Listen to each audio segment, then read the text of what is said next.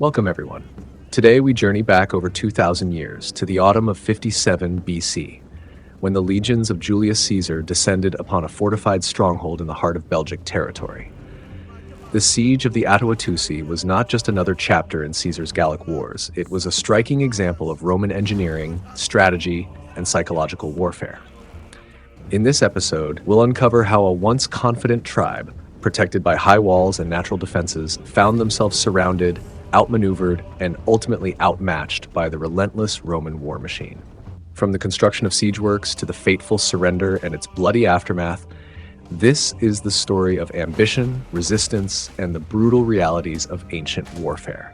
So get ready to step into the world of iron, discipline, and defiance. This is the Siege of the Atuatuci. After the Battle of the Sambre in 57 BC, the Belgic coalition collapsed. The Nervi, Atrebates, and Viromandui tribes were defeated and withdrew to their homelands. This left only the Atuatuci tribe, who had been marching to support the Nervi, but had not yet arrived when the battle took place. Realizing they could no longer hope to defeat the Romans in open combat, the Atuatuci retreated to their territory. Abandoning all their towns and forts, they concentrated their possessions and forces in a single stronghold, one that was naturally well defended. The fortress was surrounded on all sides by steep cliffs, making it difficult to access. Only one side offered a gentle slope, approximately 200 feet wide. This approach had been fortified with a double wall of considerable height. At the time of the Roman advance, the Atuatuci were placing heavy stones and sharpened wooden beams atop the walls to strengthen their defenses. The Atuatuci were descended from the Cimbri and Teutoni, Germanic tribes that had previously attempted to invade the Roman province in Italy. During that migration, they left behind part of their baggage and supplies on the western side of the Rhine, guarded by a force of 6,000 men. After the main Cimbri and Teutoni forces were destroyed, this remaining group endured years of conflict with neighboring tribes, engaging in both offensive and defensive warfare. Eventually, peace was established by mutual agreement, and they chose the aforementioned stronghold as their permanent settlement.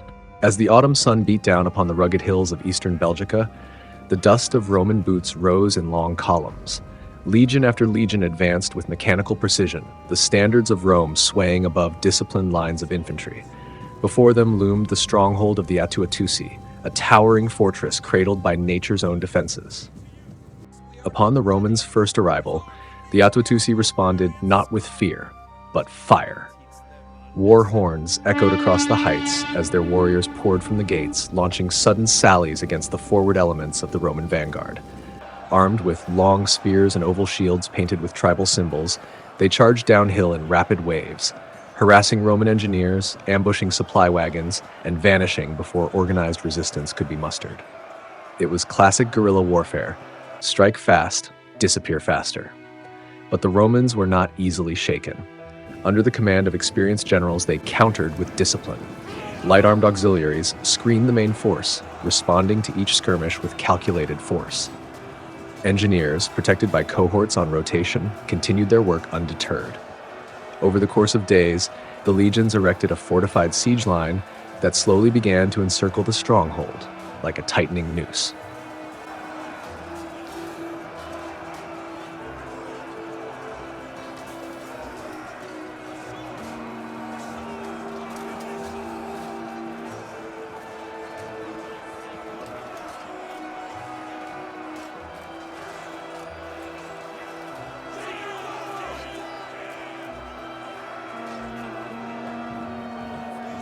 Using timber felled from the surrounding forests, the Romans constructed a massive circumvallation, a rampart of earth and wood nearly 15,000 feet in length, studded with watchtowers, redoubts, and fortified camps at regular intervals.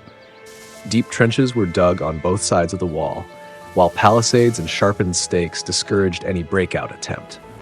Supply lines from the rear were maintained with brutal efficiency, ensuring that the Roman war machine never stalled.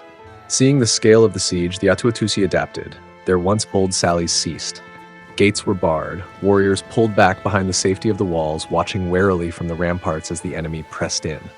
Yet inside, their confidence remained. Their stronghold, they believed, was impregnable, guarded by cliffs, protected by the gods and defended by proud warriors of Cimbric blood. Then came the machines. With relentless determination, the Romans began constructing a massive ramp of earth and timber to bridge the gap between the hillside and the enemy wall. Mantlets, mobile protective sheds, crept forward, shielding the engineers from missile fire. Behind them, a siege tower began to rise. Day after day, the sound of hammers and shovels filled the air as Roman soldiers toiled with tireless resolve. From the walls, the Atuatuci mocked the effort. "Fools," they shouted. "You build your toy so far away. Do you think it will fly to our walls like a bird?" They laughed at the seemingly impossible task. "You Romans, so small, so weak, how will you carry such a beast to our gates?" To them, the tower was a spectacle of folly, not fear. They had heard stories of Roman ingenuity but never seen it up close, and what they saw now only confirmed their belief in their own invincibility. But the Romans were not building for show. They were building for war.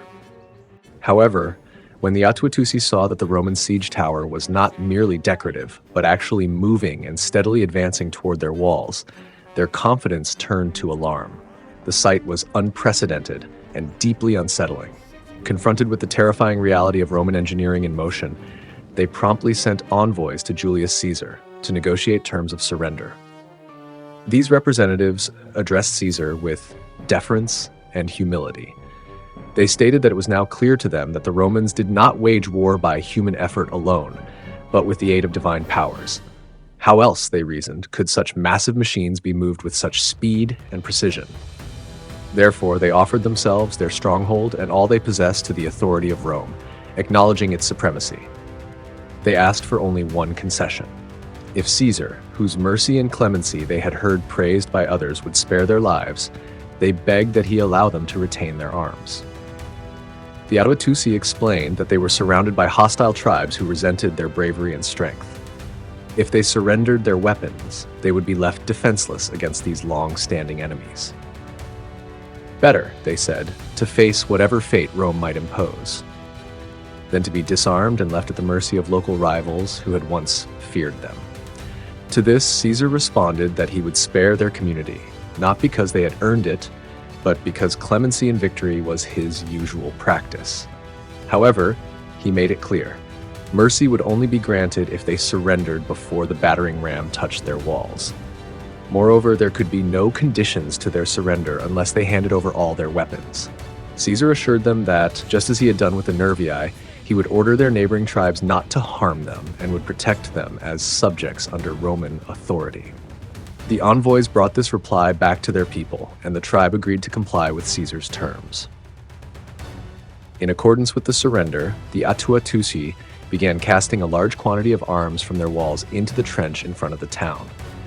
The volume of weapons was so great that the piles nearly reached the height of the wall and the Roman siege ramp.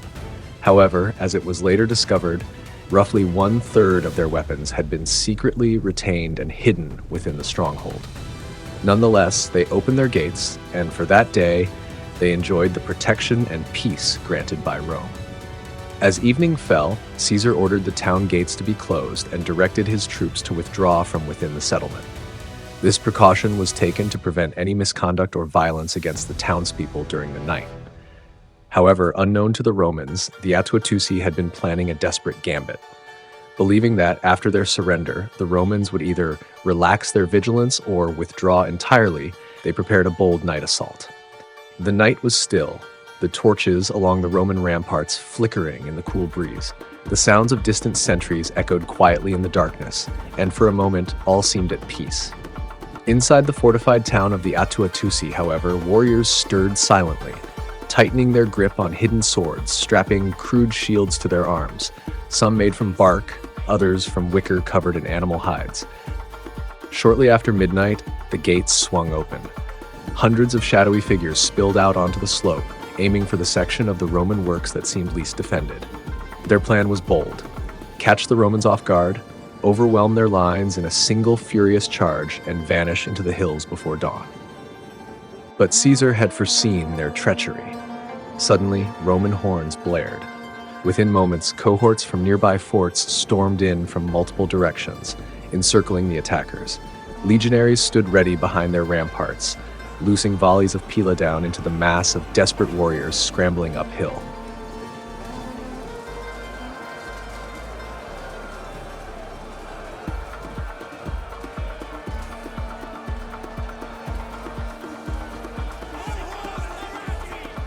Javelins thudded into makeshift shields, and screams rang out through the night. Despite their bravery, the Atua-Tusi could not penetrate the Roman lines. Hemmed in by the terrain, pelted by missiles from above, and surrounded by disciplined legionaries, their resistance crumbled. Some fought to the last. Others turned and ran, only to be cut down or forced back into the town's gates.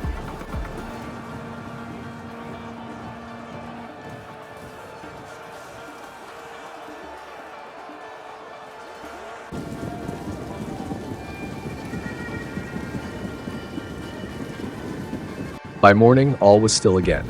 The gates, once symbols of defiance, lay shattered. Roman standards advanced into the heart of the town. There was no more resistance. That day, Caesar completed his conquest. The entire population, men, women, and children, was sold. The records reported an astonishing total, 53,000 people reduced to spoils of war. With the fall of the Atua-Tusi, the last significant center of resistance among the Belgic tribes was decisively crushed.